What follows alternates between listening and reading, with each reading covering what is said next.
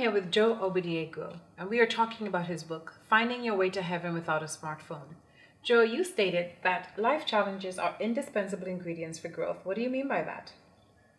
Well, the Greek philosopher Seneca said that difficulties strengthen the mind as labor does the body. And it's actually, that expression is one of the principles that guide my growth towards human excellence. As I wrote in the book, every challenge that I face can be traced back to one of five fundamental life problems, which are hunger, cold, death, inequality, and uncertainty. And how I tend to these problems determines how I will interpret the experiences of my path. When I tend to these problems with wisdom, I see problems as noble challenges and ingredients for growth. But when I tend to problems in an intelligent or in a clever way, I see problems as source of suffering. And unfortunately, I see more of that because I'm part of a modern culture of coziness that do not believe that any form of difficulty is good for the mind. So, what is the difference between facing problems as challenges versus facing them as suffering? Well, anytime I take on a task that I do not see as an integral part of my well-being or inner growth, I experience it as suffering. For example, there's absolutely nothing fun about going to the gym to exercise, but I do it fairly regularly and I actually consider it a privilege because of the emotional and physical well-being that results from it. That's good. I'm not there yet, but it's a journey I'd love to take. From your observations, how do we as a society experience our problems? I have to answer that question in a comprehensive manner, being that I'm connected to three distinct societies, Nigeria, Sweden, and America. Unfortunately, I would have to say that very few people in these distinct societies experience life challenges as ingredients for growth. I would say that a majority are experiencing them as suffering because we have been conditioned to believe that well-being is strictly a function of economics. As a result, many people wish to become wealthy, and the ones that are already wealthy want even more. But what I find interesting is that the suffering manifests in different ways in the different societies. In a place like Nigeria, the suffering manifests on the outside. And in America and Sweden, the suffering manifests on the inside. So there's inner suffering, there's outer suffering, is what you're saying. That's correct. And why do you think that we in Western cultures, like Sweden and America, for example, are experiencing this inner suffering, while people in Nigeria and nations that are similar are experiencing an outward suffering? Well, the first three fundamental problems of life, which are hunger, cold, and death, they manifest on the physical level. And the problems of uncertainty and inequality, the suffering manifests on the emotional level. Now, through science and technology, nations like America and Sweden have managed to bring hunger, cold, and death under control, that people living in these societies are not distressed over lack of food, shelter, or premature death due to poor health care.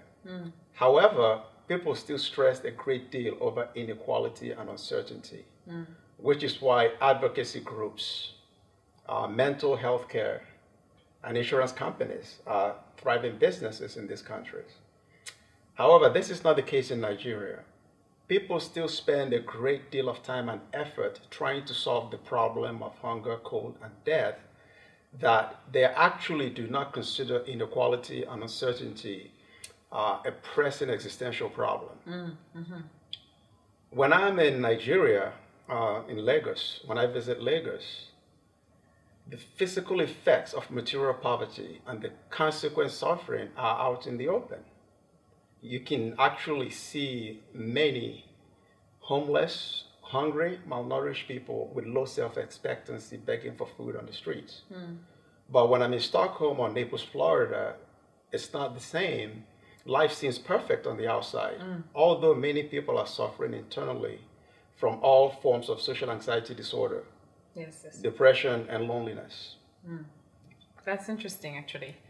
I've also had the privilege of being exposed to three cultures, the Caribbean, Sweden, and the United States, and I could see the reality in what you're saying. But which one type of suffering is preferred over the other from your observation? Well, given that comfort is what humans desire the most in life over wisdom or freedom, I will say that the suffering in a Western nation is preferred.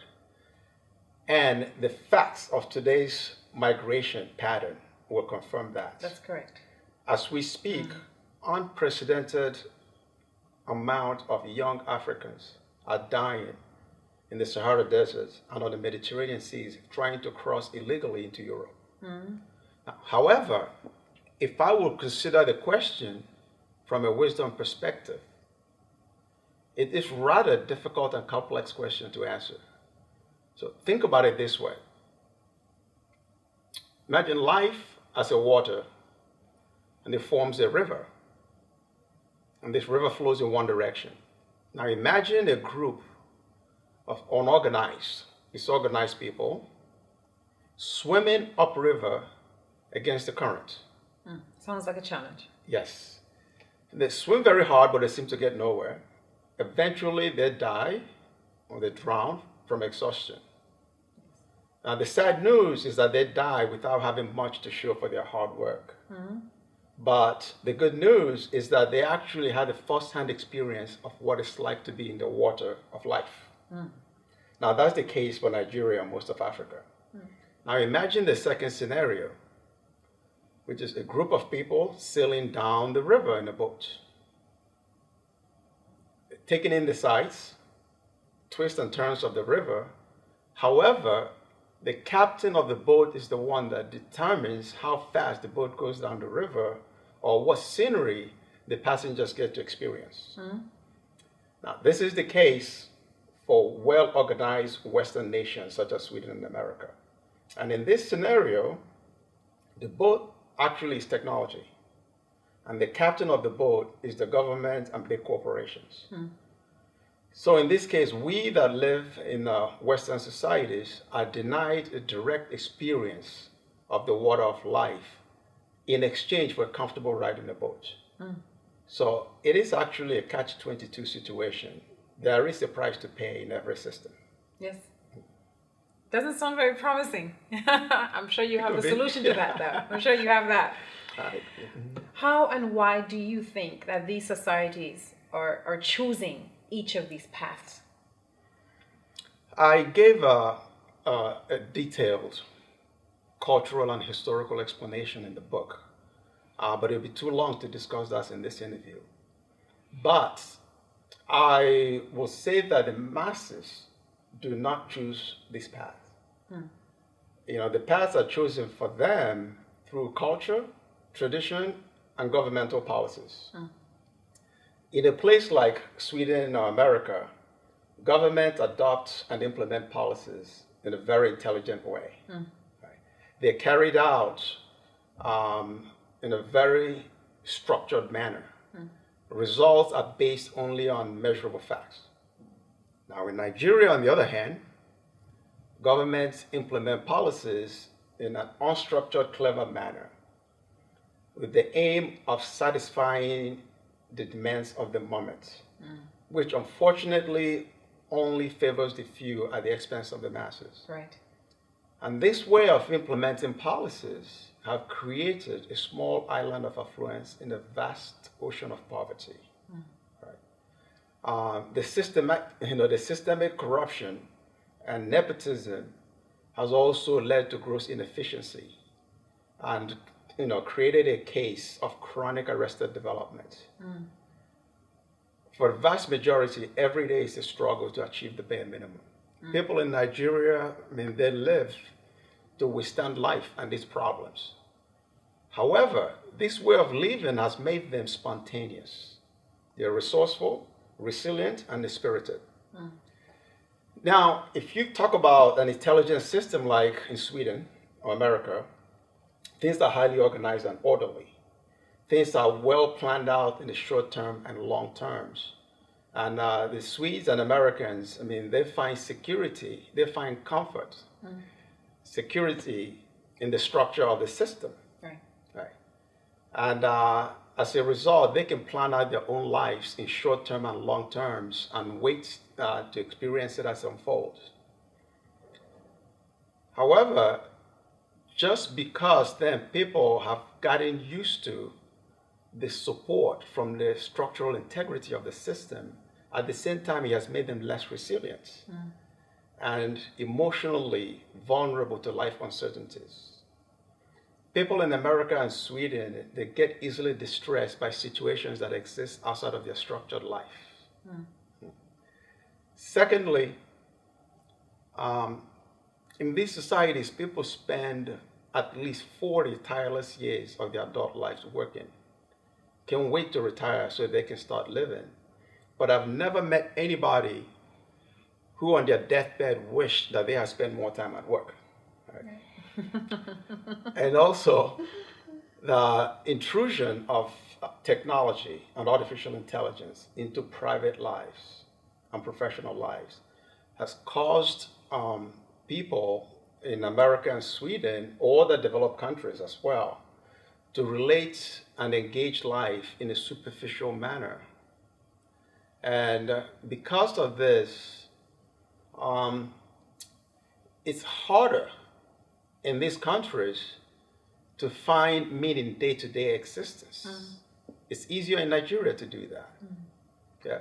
So if you think about it, Nigeria, as it may, with all its difficulties and problems, has actually lower suicide rate than America and Sweden. So that's interesting.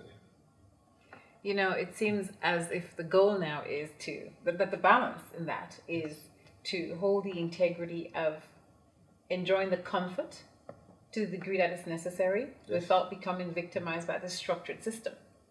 That's correct. So Joe, turning to you now, what is your secret? How do you handle your difficulties? How do you keep that balance? Wow. I definitely struggle between the two systems. I'm very influenced by both cultures and systems.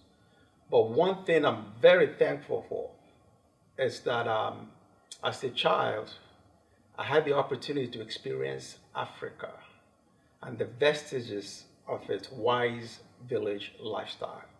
Unfortunately, that Africa and way of life no longer exists, but I will never forget her. You know, Africa suffered irrevocable damage from slave trade and colonialism, but they did not kill Africa. Right. What killed Africa was something that Africans willingly took into their homes at that time as a novelty item, which was television. Television did more damage to Africa than slave trade and colonialism combined, because it ripped the soul out of Africa. Through Western programs, we were beguiled and hypnotized into unwittingly and happily renouncing our African heritage and self-worth. Prior to that, a generation of Africans that did not watch television, they traveled abroad to study in the 30s, 40s, 50s, and the 1960s. But almost every single one of them came back to Africa because that was the home that they knew.